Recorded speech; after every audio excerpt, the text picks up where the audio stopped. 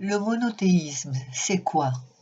Eh bien, le monothéisme est une religion qui affirme l'existence d'un Dieu transcendant, unique, omnipotent, omniscient et omniprésent. C'est notamment le cas des religions abrahamiques, savoir le judaïsme, le christianisme et l'islam. Je vais vous parler du chemin du retour. Et je vais commencer par le judaïsme. Le judaïsme ne manifeste aucune velléité expansionniste.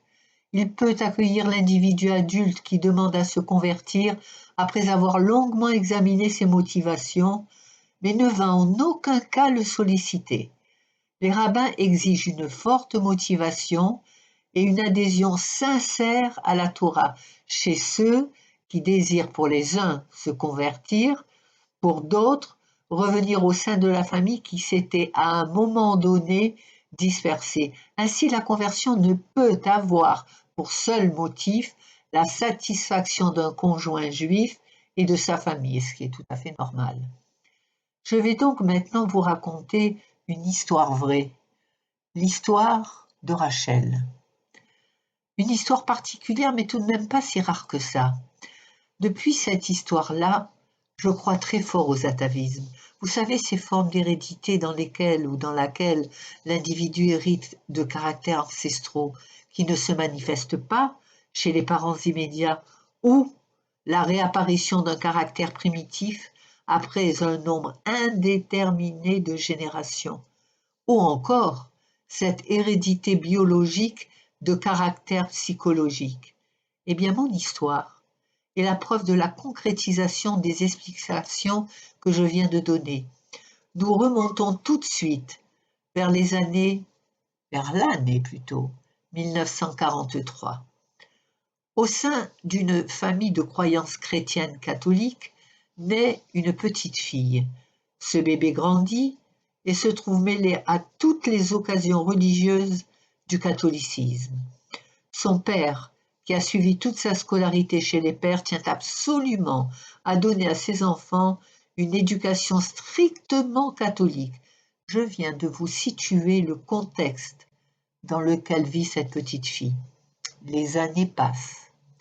La petite, qu'on va nommer Rachel, éprouve souvent le besoin de s'adresser à Dieu.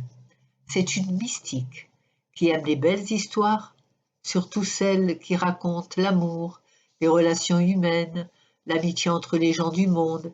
Il faut dire que dans la nature de Rachel, la curiosité de tout savoir sur tout est prédominante. Elle aime les belles histoires à partir du moment où elles sont, pour son raisonnement d'enfant, crédibles. Et voilà que son raisonnement ne correspond plus à l'enseignement qui lui est donné. Comment peut-on dire qu'un humain est Dieu? C'est l'enfant qui parle, bien évidemment. Lorsqu'on voit la nature, la terre, la mer, le ciel, les oiseaux, les animaux, les petits insectes, un homme ne peut pas créer tout ça. Rachel commence à douter de la véracité de ce qu'elle entend.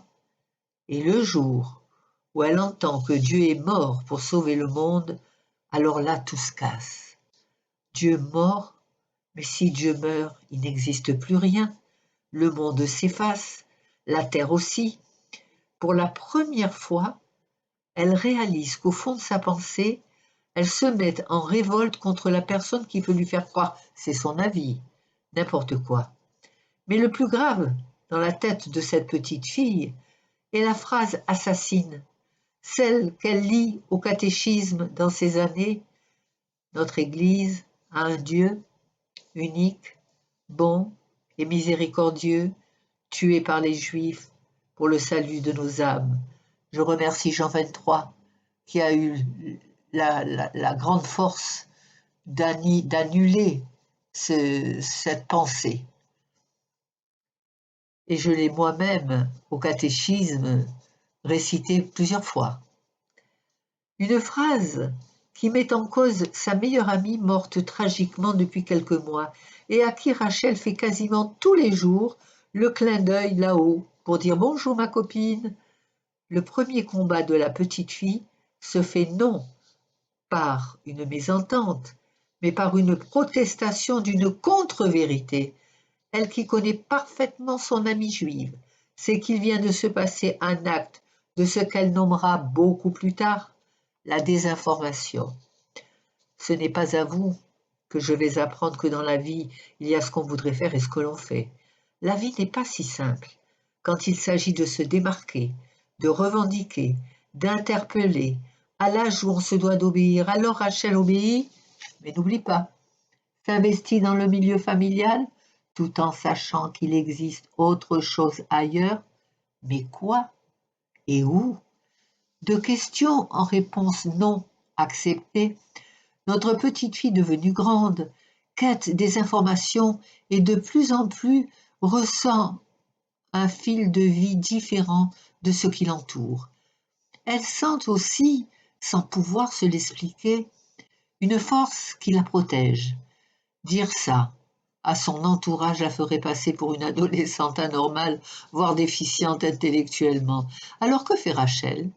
Persuadée qu'elle détient un je ne sais quoi de vérité qui va à l'encontre de l'enseignement de son papa, elle se met en quête de l'histoire des religions, quand la providence, que certains nomment le hasard, lui met sous les yeux un grand livre posé par le père Palco sur la table du dispensaire des sœurs blanches, comme on les appelle, ces religieuses volontaires pour les pays africains, c'est ça.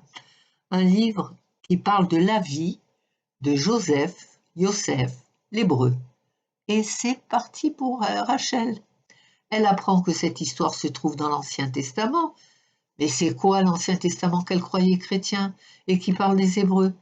Eh bien, c'est la vie de famille de Jésus. Comment? Jésus est hébreu? Mais oui, la réponse du prêtre est nette et sans bavure. La vie suit son cours. Pour Rachel, c'est le début d'une recherche qui l'amène à la conclusion qu'elle ne peut pas être autrement que juive compte tenu de toutes ses découvertes, et elles sont nombreuses. Promesse que de lecture il lui a fallu à Rachel. Promesse est faite au curé de garder ça pour elle. 1962, la métropole, les enfants, la vie. Une vie dans laquelle se garde toujours enfoué le secret de sa véritable identité. Elle est juive, elle en est convaincue. Pourquoi se dit-elle juive? Ses parents ne le sont pas. Elle répond, ils le sont, mais ils l'ignorent, ils le sont comme tous les chrétiens qui n'ont pas pris connaissance de la véritable histoire du monde. À partir de ce moment, Rachel se proclame ouvertement juive. Et les obstacles deviennent alors quasi insurmontables. Elle tire d'un christianisme enseigné un judaïsme à l'état pur, sans l'aide de personne dans le sens où elle ne connaît pas de rabbin, où elle ne connaît pas de juif vraiment religieux qui pourrait lui expliquer. Non, tout vient de ses recherches et de ses lectures. Et d'autres choses que nous allons découvrir. La destinée sera clémente pour elle. Si la famille n'accepte pas les découvertes et lui dira que son rêve d'être juive ne doit pas l'amener à mentir, mais elle ne ment pas, dit Rachel. Elle découvre au fur et à mesure que son grand-père biologique maternel est juif. Elle l'apprend en questionnant sa grand-mère. Elle se rend pour la première fois en Israël en 1991. À son retour, elle comprend qu'on ne peut pas se dire juive sans connaître toute l'histoire de la religion juive, des rites accomplis, sans pratiquer Shabbat. Rendez-vous est pris pour quelques années de cours du Talmud Torah, moments cruciaux, les examens, le Beth Din, la réussite, la régularisation, le prénom hébraïque, la plénitude enfin trouvée malgré ô combien de difficultés. Et Josette devient Rachel. Il fallait bien la cerise sur le gâteau, n'est-ce pas? Eh bien, cette information va lui prouver que l'enfant qui savait sans savoir avait raison. Elle savait parce que tout simplement ses atavismes avaient parlé. s'était manifestée au moment d'entrer dans le mikvé. Elle sait depuis peu que la mère de la mère de la mère de sa mère est une juive de Livourne. Pourquoi cette histoire? Pour ne pas gâcher la vérité aux enfants qui, un jour ou l'autre, une année ou l'autre, des générations plus tard, apprendront d'où ils viennent et qu'à ce moment-là commenceront les véritables difficultés. C'est aussi une histoire qui donne de l'espoir. Oui, les atavismes parlent. Alors je pense à toutes les Rachel qui savent sans savoir et qui ne doivent pas hésiter à franchir le pas parce que, voyez-vous, on ne peut pas vivre son lendemain sans regarder vers son passé.